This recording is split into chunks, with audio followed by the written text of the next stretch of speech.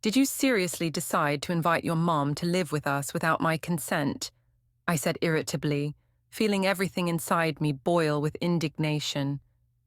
Andre froze with a cup of coffee halfway to his mouth. Outside, the fine autumn rain was tapping on the windowsill, creating a restless backdrop to our conversation. The kitchen, usually cozy and warm in the evenings, now felt cramped and stuffy. "Olia, let's not," he began in his usual calming tone, which made me want to throw a kitchen towel at him. "Mom is all alone after Dad passed away. It's been hard for her." "No, let's do it," I interrupted, sitting down across from him at the table. "We've been married for 15 years, Andre. 15. And in all this time, you never learned to discuss important decisions with me." My husband put the cup down, and I noticed his fingers trembling slightly. Once, these hands seemed like the most reliable in the world. Now, I wanted to move farther away so he wouldn't see how treacherously my eyes were shining. "Mum called yesterday," he said quietly, staring out the window. "The pipe burst. It flooded the apartment downstairs. You know how old the building is. I couldn't refuse her. You could have helped with the repairs." I tried to speak calmly, but my voice was shaking. "Hire workers, for heaven's sake. But living together, Andre, we have 2 kids, our own established life. It's temporary." He tried to reach for my hand, but I pulled it away. "Until the repairs are done. A month, maybe 2. I gave a bitter smile. After 15 years of marriage, I knew my mother-in-law quite well. Tatiana Petrovna never missed a chance to hint that I wasn't a good enough housewife, that my borscht wasn't as rich as hers, and that the curtains in the living room didn't hang the right way. 2 months will stretch into 6, then into a year. I stood up from the table, feeling that if I didn't leave now, I would cry. And I'll feel like a stranger in my own home. Thanks for at least warning me in advance and not springing it on me the day of the move. The last words I almost whispered, leaving the kitchen. The bedroom was dark and cool. The small window had been left open since morning. I walked over to the window, peering through the grey veil of rain. Somewhere out there, in an old 5-story building on the other side of the city, Tatiana Petrovna was probably already packing her bags, imagining how she would help us run the household and raise the children. "Sweetheart, you should make the cutlets like this. Olichka, the kids need a routine, and you. Sonny, I told you that Olia can't handle it." Just imagining these phrases made my stomach turn. The front door slammed downstairs. Andre left for work without even saying goodbye. For the first time in 15 years. Tatiana Petrovna appeared in our house exactly a week after that conversation in the kitchen. I was finishing dinner when I heard a car stop in the yard.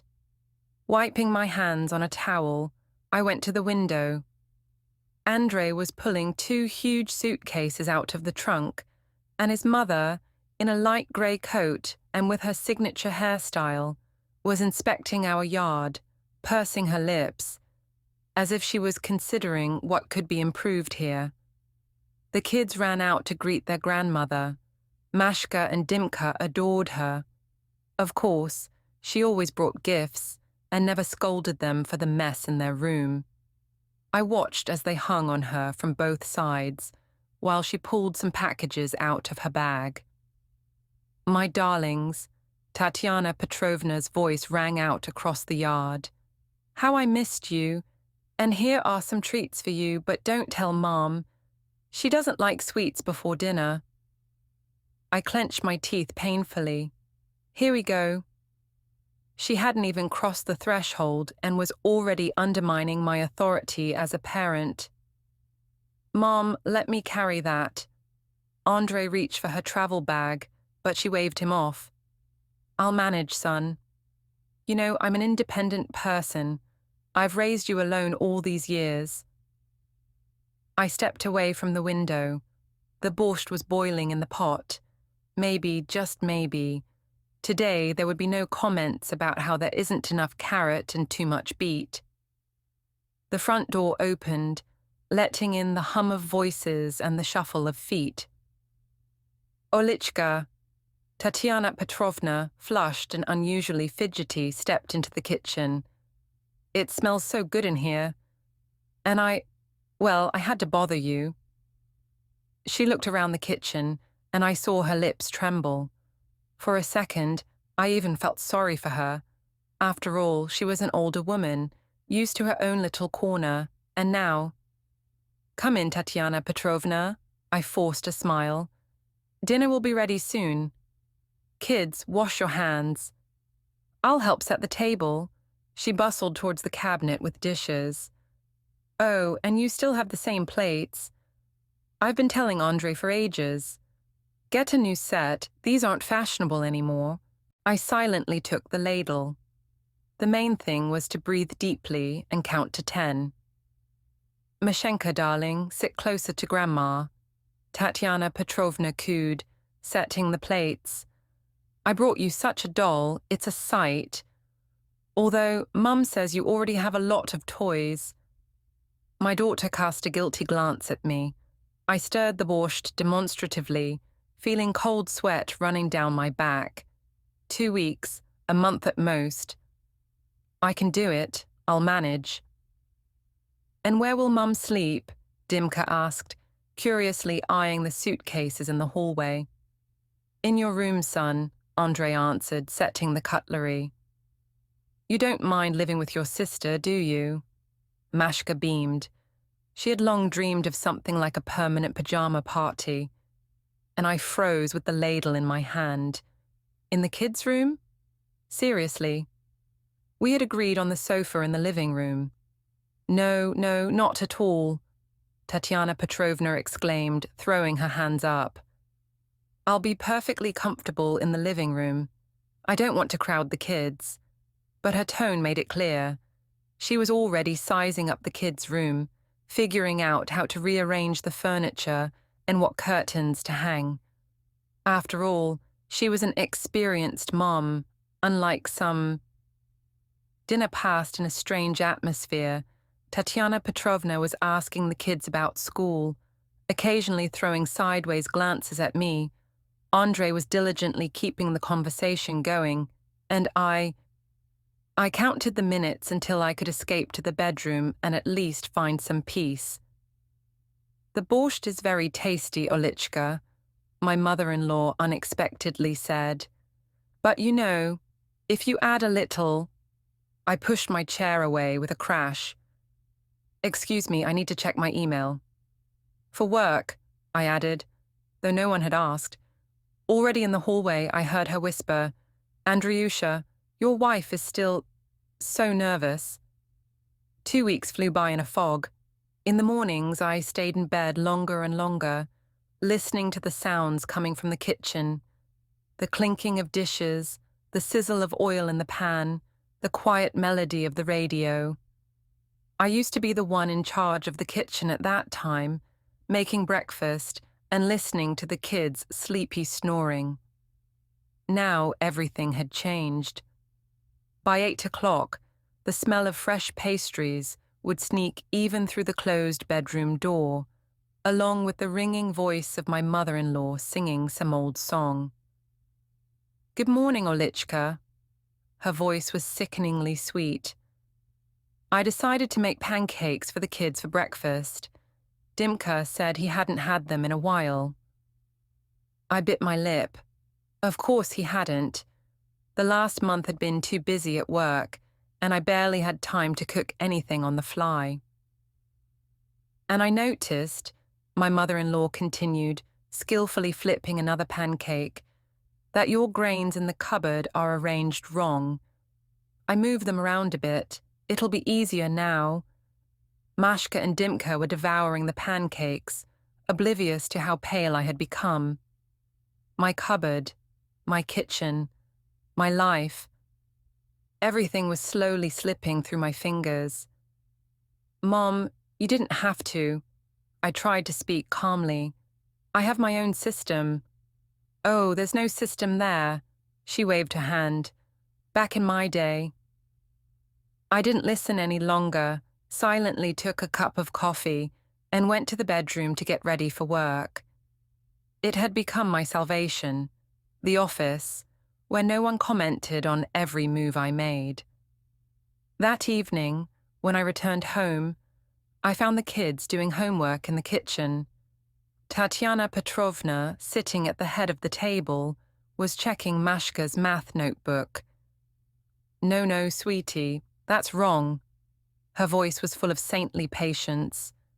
Look, this is how it should be done. It's strange that they didn't explain it at school. Does your mum check your homework? Mashka shot a guilty glance. Masha glanced at me guiltily. She checks. Sometimes. When there's time. Exactly, sometimes, my mother-in-law sighed.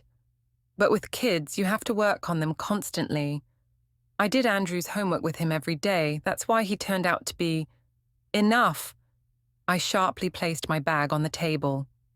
Kids, go to your room. You can finish your homework there. But we haven't finished yet, Masha started to say. Finish upstairs. When the kids left, I turned to my mother-in-law. Tatiana Petrovna, let's make an agreement. I'm grateful for your help, but raising children is between Andrew and me. Of course.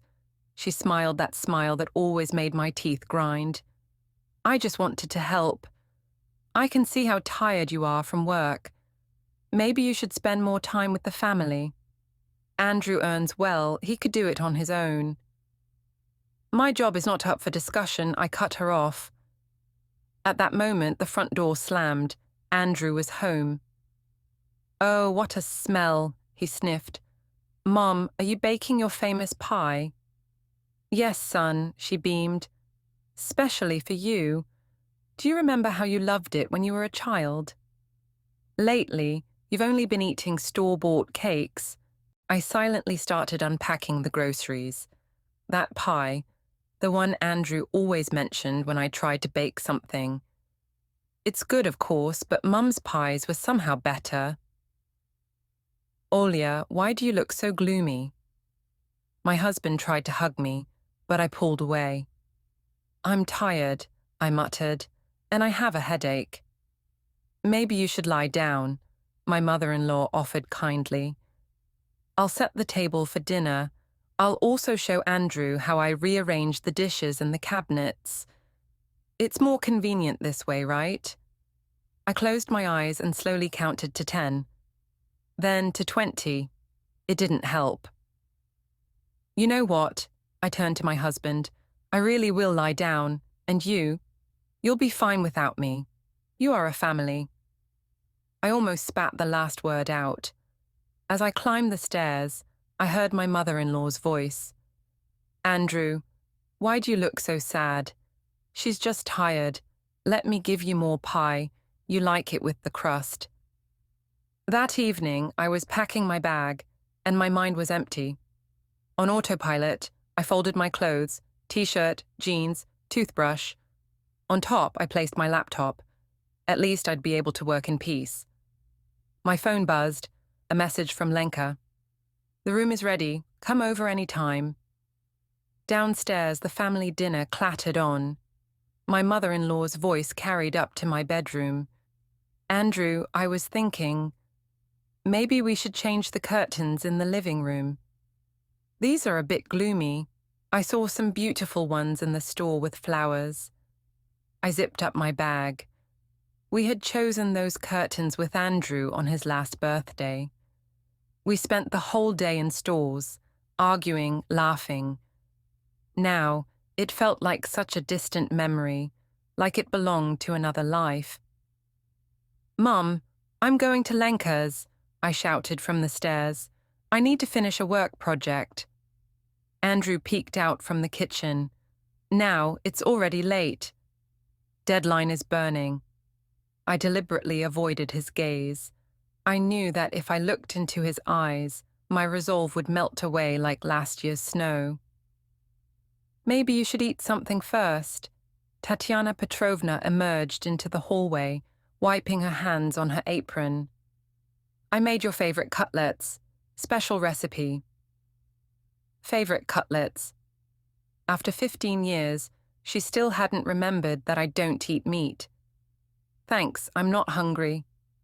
The kids poured into the hallway. Mum, will you be gone long? Will you help us with math tomorrow? Can I come with you? I hugged them both, burying my nose in their familiar little heads. Masha smelled like caramel shampoo, and Dima smelled like oranges for some reason.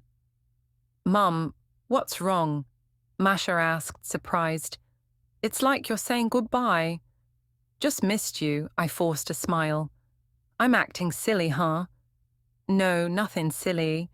Dima squeezed me tighter. You're the best. I kissed them both again and quickly left before I changed my mind. My bag weighed heavily on my shoulder, and there was a lump in my throat. Olya. Andrew caught up with me at the entrance. Wait, I'll drive you. No need. I shook my head. I'll walk, think things through. About what? I finally looked him in the eyes. How many times over the years had I found support, love, understanding there? But now, all I saw was confusion and something else, something elusive. Fear. About us. I took a deep breath, trying to steady the trembling in my voice. Do you remember how we started living together? Every little thing was ours, from the placement of cups in the kitchen to the time of family dinners. But now I wake up every day feeling like a guest in my own home. Your mom isn't just living with us, Andrew. She's slowly erasing everything we've built over the years. And the scariest part is that you don't even notice. About the fact that I no longer feel like the mistress here, the wife, the mother. You're exaggerating. He tried to take my hand. Mum just wants to help. No, I pulled away. I'm not exaggerating. Do you know what's the scariest thing? I've started to hate my own home, the place where I should feel happy. And what do you suggest? Nothing, I shrugged. I just want to be alone. Think. Maybe you should think too.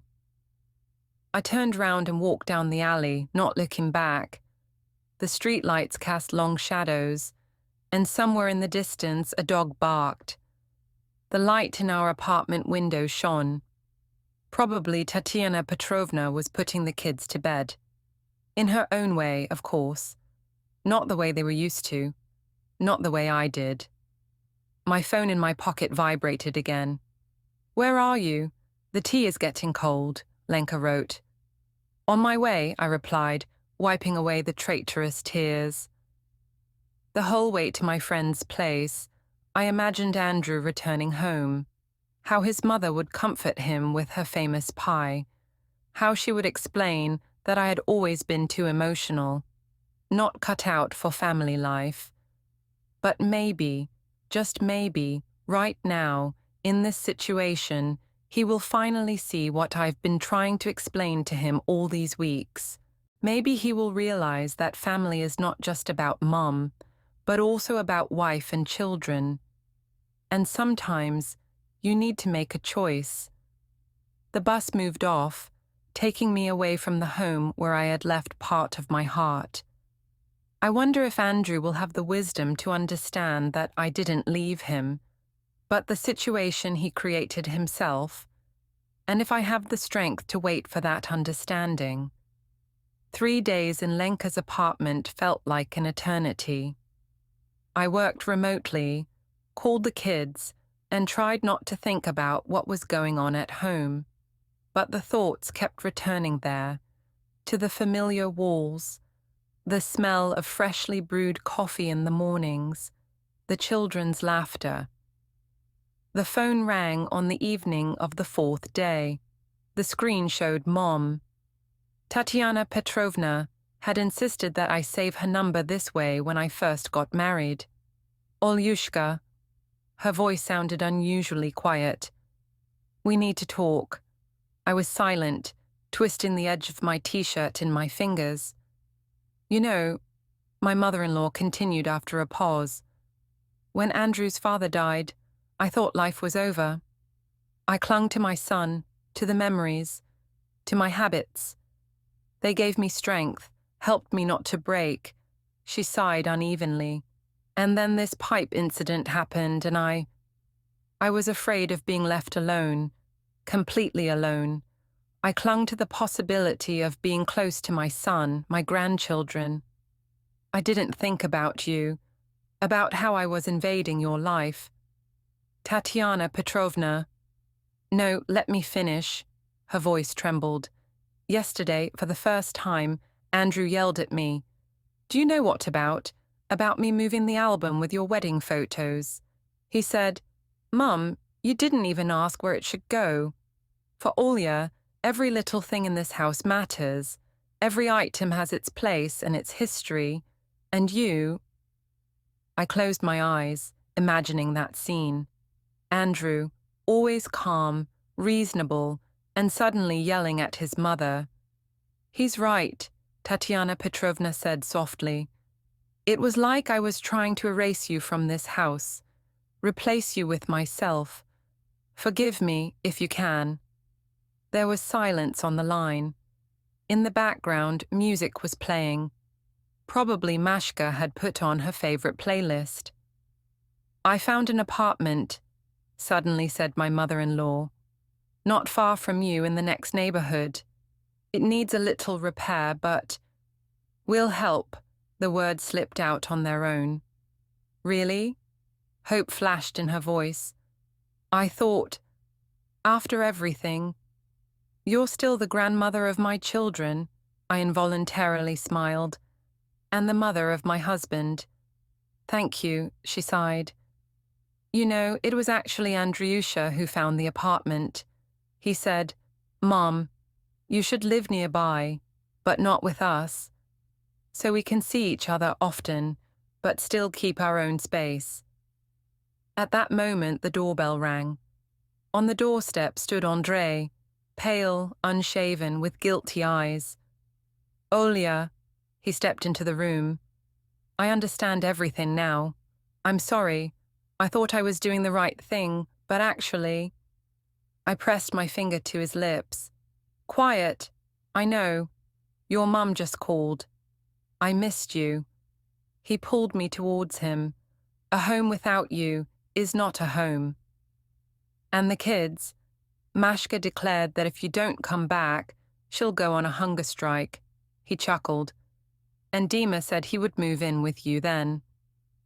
I buried my face in his shoulder, breathing in his familiar scent. I missed you all too. Shall we go home? He pulled back, looking into my eyes. Mum is already packing. She said she needs to prepare the apartment for repairs. Repairs? I found her a place nearby.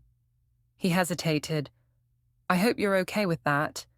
After all, she's alone and... I'm fine with it. I shook my head. Just let's agree on this. The next important conversation, you'll start not with, I decided, but with, let's discuss. I promise. He smiled and pulled the car keys from his pocket. Shall we go? The kids are waiting. Coming back home was strange. Tatiana Petrovna greeted us with tears in her eyes. The kids clung to me, each eagerly sharing school news. And I stood in the hallway, looking at the familiar walls, thinking that sometimes you need to leave in order to return. And that love is not just the ability to be together, but also the wisdom to give each other freedom. In the evening, while sorting the bedroom, I found our wedding album, the one where it always lay. On the first page was our favorite photo. We were laughing, looking at each other, and white doves were flying in the sky behind us. I put it back in its place. My mother-in-law's voice came from the door. "Where it belongs." I looked up. "Thank you." She nodded and quietly closed the door. And I sat for a long time with the album, flipping through the pages of our story. A story in which there was room for everyone, just each in their own way.